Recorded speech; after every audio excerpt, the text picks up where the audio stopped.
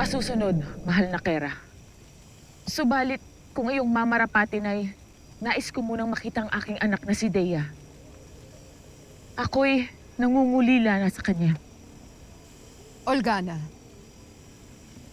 masaya ako at kayo ay bumalik na. Ngunit sabihin mo nga sa akin, anong kahangalan ang ginawa ninyo sa mundo ng mga tao at ngayon lamang kayo nagbalik?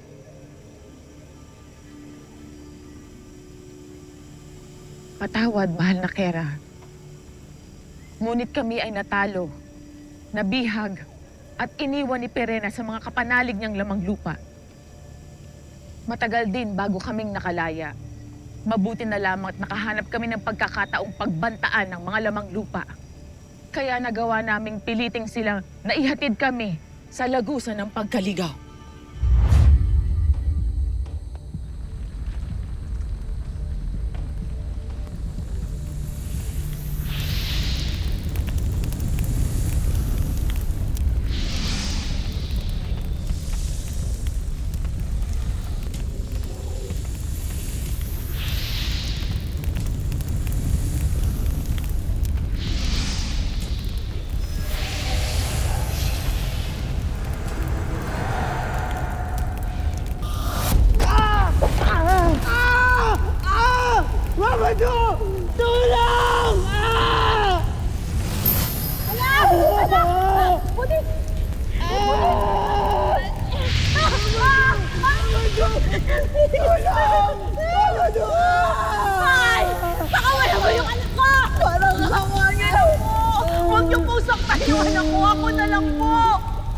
Marahil ay alam mo na ang iyong gagawing lamang lupa.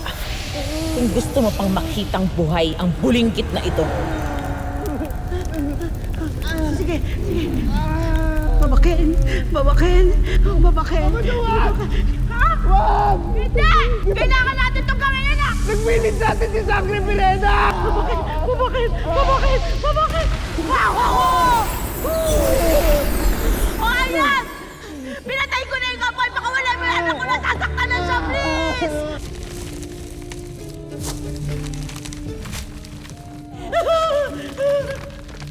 Nasasaktan ng anak ko din!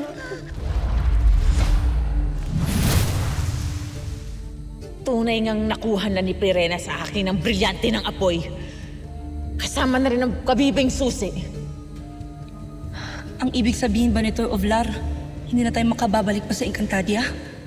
Aking natatandaan na hindi lamang isa ang lagusan dito sa Encantadia. Kaya simulan mo nang magsalita kung ayaw mong makitang umagos ang mga dugo at durog na katawan ng nilalang na ito sa lupang iyong kinatatayuan. Sige na, please! Nahirapan na siya!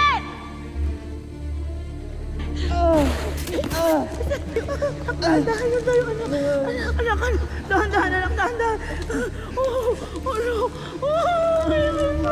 Anak ko!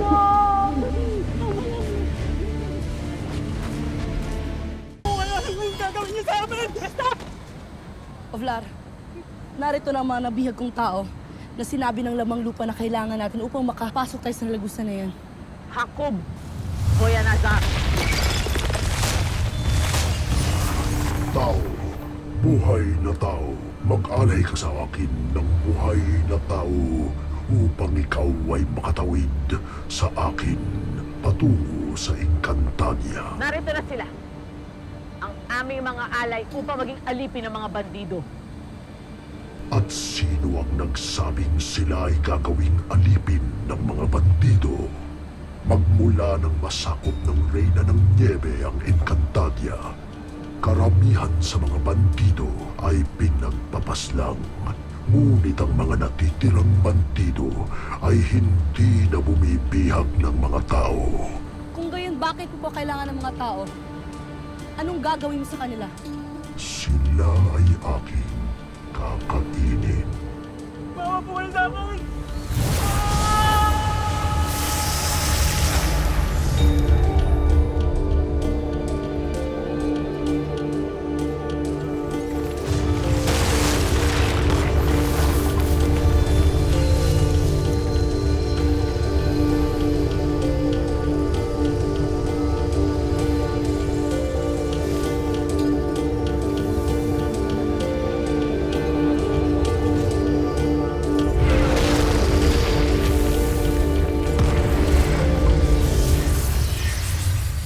Abisala!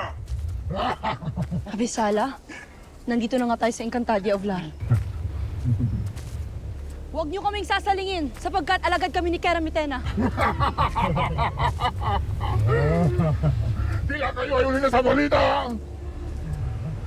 Sapagkat sa sahulan na namumuno sa buong Encantadia! Anong kasinungalingan na lumalabas sa iyong bibig? Hindi ka sinungalingan dahil totoong wala na ang mulupit na Kera sa Lireo! Kaya mabuti pa sumama na lang kayo sa amin upang tayo ay magdiwang!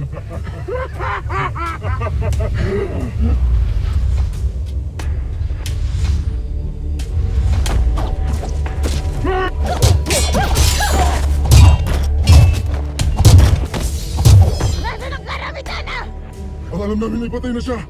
Ngunit bakit hindi nyo mismo itanong kay Zoro yung totoo?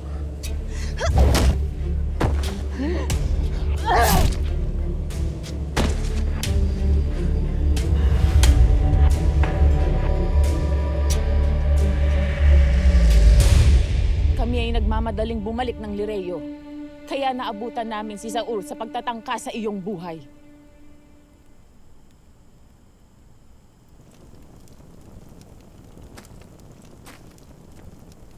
Patawad, mahal na Kera. Sapagkat naagaw ni Perena ang brilyante ng apoy. Batid ko. Sapagkat nakaharap ko na yung Peznak na iyon. Patawad din, mahal na Kera. Kung bigo kaming dalhin at iharap sa iyo ang itinak ng sangre.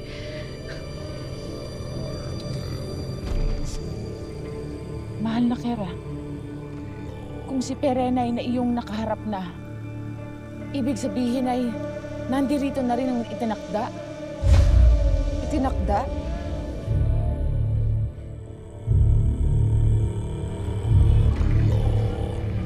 Ano? Nakatakas si Olgana? True. Di ba? Paano kasi? Tinakot si Mama doon nagpatayin si Pudi. Of course, wala silang choice kundi pakawalan. Kung nandun lang sana ako, baka may nagawa kong paraan para pigilan sila. Tay, kunin niyo ho yung itak. Kailangan maghanda tayo. Siguradong manggugulo yung mga yun dito. Hindi. Kalma ka lang. Ang ibig kong sabihin, nakawala sila pero bumalik na sila sa Encantadia. Eh, naman pala anak eh. Patugong Encantadia na pala sila eh. Patay. Andun nga pala si Tera. Ako naman. Patagdag pa sila sa paproblemahin ng apo ko.